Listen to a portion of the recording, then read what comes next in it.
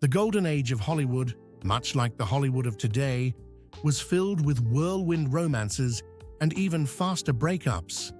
Many of these old Hollywood stars have impressive black books of equally famous people they've dated or married. What follows are their stories, first-hand accounts of passion, jealousy, and heartbreak from a time when Hollywood's biggest scandals played out behind closed doors. Part 1. Marilyn Monroe and Joe DiMaggio, the love that never ended. Their marriage lasted less than a year, but the bond between Marilyn Monroe and baseball legend Joe DiMaggio endured for the rest of her life. Monroe, the world's most famous star, and DiMaggio, one of America's greatest athletes, seemed like the perfect couple. But behind the headlines was a relationship defined by love, jealousy, and tragedy. DiMaggio was a quiet, deeply private man who despised the kind of attention that surrounded Marilyn everywhere she went. In her unfinished memoir, My Story, Monroe admitted that both knew it would be difficult. We decided that since we couldn't give each other up, marriage was the only solution. Despite their differences, she believed they were more alike than people realized. My publicity, like Joe's greatness, is something on the outside. It has nothing to do with what we actually are. But the marriage soon began to unravel. DiMaggio grew possessive, reportedly controlling and sometimes violent, unable to accept that the woman he loved belonged to the public as much as to him. Monroe's rise to superstardom and the constant attention of other men only deepened his insecurity. Even after they divorced in 1955, the two never truly separated. When Monroe's mental health began to deteriorate, it was DiMaggio who stepped in. He arranged for her release from a psychiatric ward, cared for her, and quietly hoped they might remarry. Friends said he never stopped loving her. After Monroe's death in 1962, DiMaggio took full charge of her funeral. He banned most of Hollywood from attending, keeping the service small and private. For 20 years afterward, 3 times a week, he sent fresh roses to her grave. He never remarried. In later conversations with friends, DiMaggio often spoke of her with quiet pain. His biographer, Rock Hudson, wrote that DiMaggio once confided, "I always knew who killed her, but I didn't want to start a revolution in this country. She told me someone would do her in. I'll go to my grave, blaming myself for what happened." He believed the people who surrounded her in those final months, those who exploited her, had destroyed her spirit. Sinatra told me later that Marilyn loved me anyway, he said, to the end. For the rest of his life, Joe DiMaggio carried the weight of that love and that regret, like a silent wound. If you're enjoying this video so far, make sure to like this video, subscribe, and turn on notifications, because there are plenty more untold stories waiting in the shadows. Part 2, Lauren Bacall and Humphrey Bogart, a forbidden love that defied everyone. No one in Hollywood wanted Lauren Bacall and Humphrey Bogart to be together, least of all Bogart's wife. When they met, Bacall was just 19, fresh-faced and newly discovered by director Howard Hawks, who saw her as his next great star. Her big break came when Hawks cast her into Have and Have Not, opposite 44-year-old Humphrey Bogart, one of the most respected men in Hollywood. At first, Bacall saw nothing romantic about him.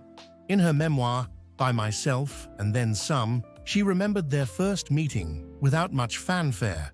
No lightning bolt, no instant chemistry. Bogart was smaller than she expected, dressed plainly, polite but unremarkable. Nothing of importance was said, she wrote, but he seemed kind. It wasn't until filming began that something changed. During a late night on set, Bogart walked over to say goodnight. Standing behind her, he leaned in and almost shyly kissed her. There was nothing predatory about it. It was tender, uncertain. Then, he handed her a matchbook and asked for her number. Without thinking, she wrote it down. "I don't know why I did," she later said. It just felt like part of our game. Bogart had a reputation for professionalism and was known for keeping his distance from female co-stars. He was married to actress Mayo Method, who was known in Hollywood for her explosive temper and drinking. Friends said she could turn violent in an instant, throwing ashtrays, bottles, anything within reach. For months, Bogart and Bacall kept their affair a secret from both Method and Hawks, but the truth eventually came out, and when it did, the fallout was ugly. Method once called Bacall in a drunken rage, spitting venom down the phone. "Listen, you. Who's going to wash his socks? You?" But neither threat nor scandal could stop them. Bogart divorced Method, and in 1945, he and Bacall were married. They became one of Hollywood's most iconic couples, the picture of old-school romance and loyalty, until Bogart's death from cancer in 1957. In her memoir, Bacall described the heartbreaking final night of his life. Bogart tossed and turned, restless, his hands moving across his chest as if fighting something unseen. She stayed awake beside him, realizing only later that the faint, sour smell she noticed wasn't medicine. It was decay, the body shutting down. She didn't feel disgust, only a deep ache in her stomach, the helplessness of watching someone you love fade away. Reflecting years later, Bacall told Vanity Fair, "I married a man who adored me, who taught me everything about life, movies, people, everything good. His honesty, his laughter, his devotion.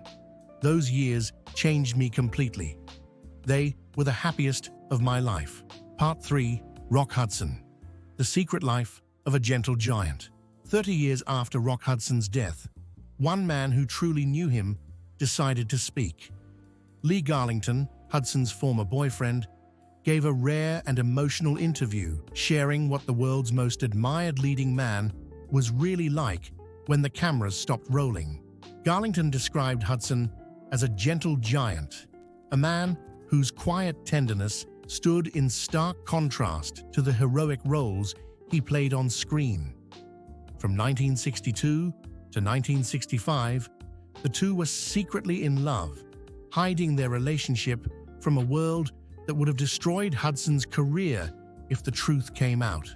Garlington recalled how they first met, back when he was working as an extra at Universal Studios. He was the biggest movie star in the world, and the rumors were that he was gay, so I thought, let me see for myself. I stood outside his cottage, pretending to read Variety. It was probably upside down. He came out, walked past me, glanced back once, and that was it. That single glance turned into a quiet, 3-year romance, lived entirely in the shadows. Garlington remembered sneaking into Hudson's home, late at night, and slipping out at dawn. I'd leave around 6 a.m. in my Chevy Nova, coasting down the street with the engine off so no one would hear. We thought we were being so clever. In those days, being openly gay meant the end of a career. Nobody in their right mind came out, Garlington explained. We all pretended to be straight. Once, at a movie premiere, they crossed paths with Paul Newman and Joanne Woodward. Newman smiled knowingly. Garlington said, "I could just read it in his face. Maybe he knew about us." We laughed about it later. Away from Hollywood, Hudson was simple, grounded, and unpretentious. He liked chinos, moccasins, and sitting on the couch watching TV. He was just normal, Garlington remembered. Eventually, their relationship ended, not in scandal, but gently. Garlington wanted someone more assertive, and Hudson let him go without bitterness. It wasn't until years after Hudson's passing that Garlington realized how deeply he had been loved. While reading Hudson's posthumous biography, he discovered that the star had called him his true love. Garlington said, "I broke down and cried." He said his mother and I were the only people he ever truly loved. "I had no idea I meant that much to him." For a man forced to hide his truth, Rock Hudson's quiet love story stands as both heartbreaking and profoundly human. Proof that even behind the brightest lights, some hearts remain forever in the shadows.